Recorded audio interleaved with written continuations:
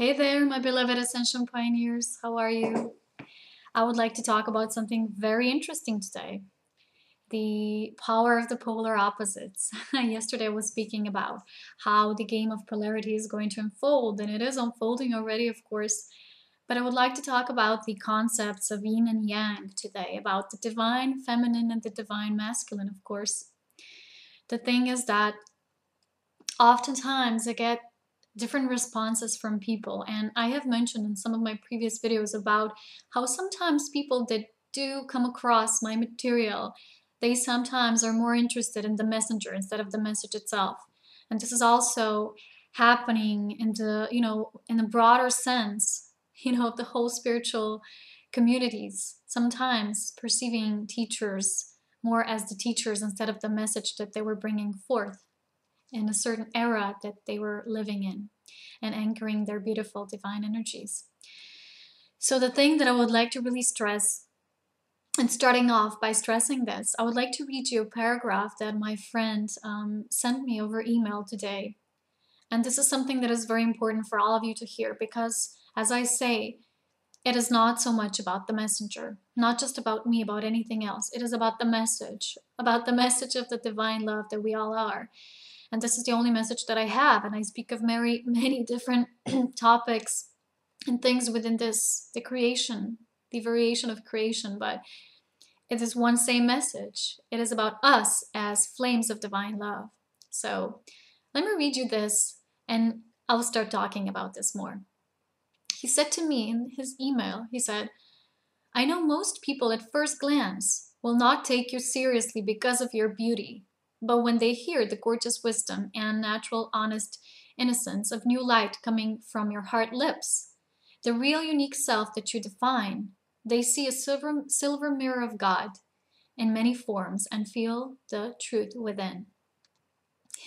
I just really was guided to read that to you because this is the thing.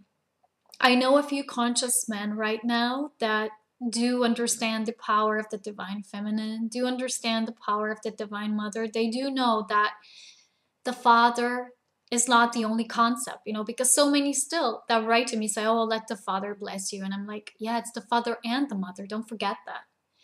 And it is about both. Otherwise, we wouldn't have the thought and form, which is creation, and the creation as to form, which is all creation, within all life of that creation that flourishes out of it.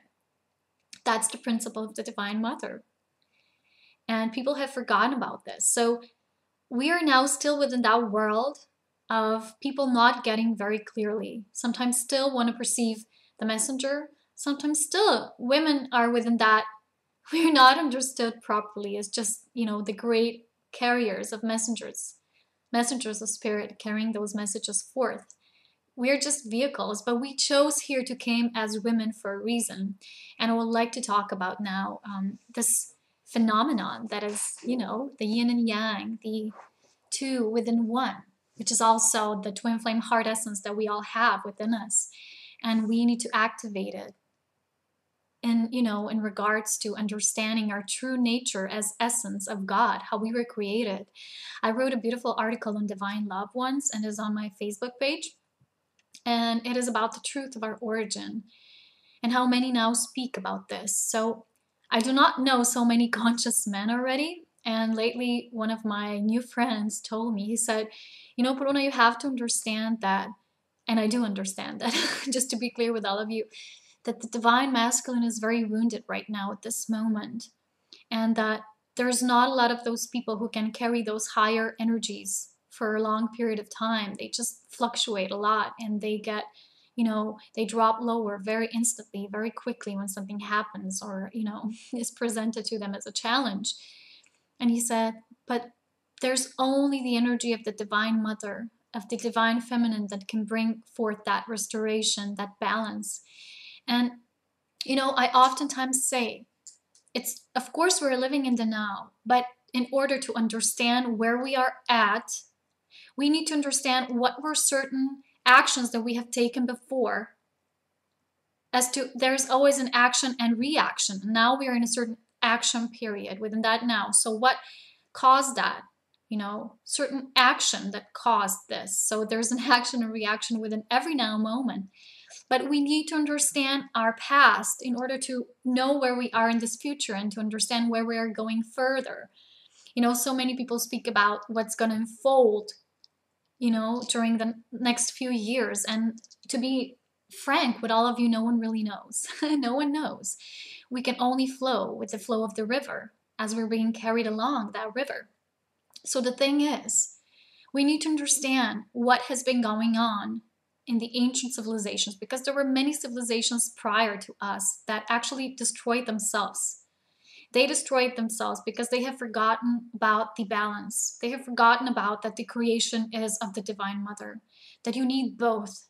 And so many, after, of course, especially after their religious and persuasions of the dogmas that have entered this plane, they have forgotten about, they keep stressing the importance of the father. But what about the mother? I've written a beautiful article last year about the power of nature. And this was my automatic writing that started off that all that God makes is organic, self-sustaining. This is divine creation. And all that man makes is artificial, and therefore it has, it has a deadline. It is forever changing. And it has a certain deadline of existence. It is not eternal. Only the divine creations are eternal. They're shifting in their form and variation of consciousness, but they are eternal. You cannot ruin DNA. And DNA is the basic structure of forming all creation. So within that, we have forgotten about the divine feminine and what that truly means. And that is what this keeps happening. When men see a beautiful woman, they say, oh, she's so beautiful. And they become, drawn by this image. And they might forget what is behind all of this. It's just another shape of consciousness. But it came here in this form as a female, because in this duality consciousness on Earth, in 3D density, we have still bodies that, materialize as masculine and feminine. So therefore, we need to understand that everything in the universe is masculine and feminine. Everything carries a positive and a negative. This is how, when we flow from that eternal spot of one, within that law of oneness, and we burst out, that's what we get. That's what the yin and yang symbol represents. And if you look at the yin yang symbol, there's a dot of each in one another. So we each carry the divine feminine and the divine masculine. But you have to feel that. You can say, oh, yes, I know what you're talking about now, Polona. I understand you. But still, when you will see a beautiful woman, you'll get that attraction if you still have not yourself embodied that pure spiritual love. And there's not a lot of people who have that pure spiritual love for one another. That is really seeing beyond the superficial, beyond the image, beyond the age. Sometimes I get those comments saying, oh, you're so young, wow, such wise words for such a young person. And I say to each and every one of those people, I say, what does age have to do with that? We are limitless, we're multidimensional, we are timeless beings. And it has only to do with the evolution of the soul and the mission and the purpose that soul has to carry out here within its divine blueprint. So that's all there is. You see now indigo crystal children that speak words of wisdom that are beyond their parents, for instance. And this was how it was usually like with me and my own mother. We often had those roles reversed, and I was the parent and she was like the child, and we were fine with it. We went with the flow, whatever was flowing through that moment. But people still need those, attachments and labels, and thinking, oh, a beautiful woman can carry out those messages at the same way, because there's still a father. And I heard someone once say, it was a few years ago, I think it was 2 years ago, or I don't know, when I was getting to know some people here in Slovenia, and someone said, and that is why all the masters are male. Like ascended masters. I'm like, no, they're not. Who says that? There's still that belief in some people that all the great masters and figures are male. Because why? They forgot about their twin flame counterpart. Krishna, Radha, Jesus, Magdalene, Ring a bell? Well, watch some of the movies like Bloodlines, or read the Da Vinci Code or something like that, or many things like that, and you will clearly see the truth being stated there. The church has hidden all of that, and they have hidden the true reality of what is the chalice. You know, oh, I'm holding my crystals. Again, yin and yang, the more masculine frequency and the more feminine. Oh, and I'm carrying in the right proper hands, because the left is the receptive one, and that is the female vibration, the feminine vibration, and the right is giving. You know, if, for instance, if you do energy work, left one is receiving, right one is giving. So this is attuned to the energy polarity of the each. So that's what I wanted to say to all of you. A lot of this truth was hidden, and the chalice, you know, as in the chalice, is actually representing the feminine womb. And this is the womb that gives birth to all life. And this is the Divine Mother. So I told you, I promised all of you that I will do one time a video about Elohim, and I will do that because I encountered a great webpage once about a lot of things said there about certain, you know, variations of creations like archangels, angels, Elohim, and so on. And it was very confirmative to what I already feel and resonate with myself. So there it said that the Elohim are builders of form. And what is form? Form is all creation, all that is, all life. Multitudes of different life forms. Biological life, and not all life is biological like we know it. You know, we say, oh, there's no life on that other planet because we don't see it, you know, as having those conditions for the same life that we do, but that's just silly, you know. So all that life, you know, what's it means to be Elohim, builders of form, bringing all that thought into matter on different levels and different multitudes of awareness. So this is the Divine Mother construct. And you know that within the Holy Trinity, you have the three. You have Father, Mother, and the Son is divine love. So what permeates all of this? The thought. Because first there was only light and that creation. So what permeates all of this? Love. Love is the eternal glue that binds us all. This is not human love or any other love that is, you know, beyond that pure spiritual love of one that resides within each and every individual, no matter how overshadowed it is by something of an ego mind or persona. So this is the whole thing humanity needs to remember, because if you look at the world right now, how it is, when people still don't get it, they still litter in nature, but they don't get it. They're wounding their own mother, and that mother gives them life. Here on earth, you are being birthed through a birth canal of your mother. And that your mother also originated from earth, and your body, your physical body, also goes to rest here on earth. And this is your mother. So all creation, you know, is the mother, the Divine Mother. And so instead of all those male who get attracted to a certain woman that is very beautiful and has a charismatic persona, instead of that, maybe just once they could ask themselves what they feel beneath that. Do they feel the Divine Mother instead of just a lover or someone very interesting, you know, to exchange sexuality with or something like that? Because sexuality is just a creative energy. And I know a beautiful friend, he talks a lot about sexology in a very beautiful, pure spiritual way. And I will share his link.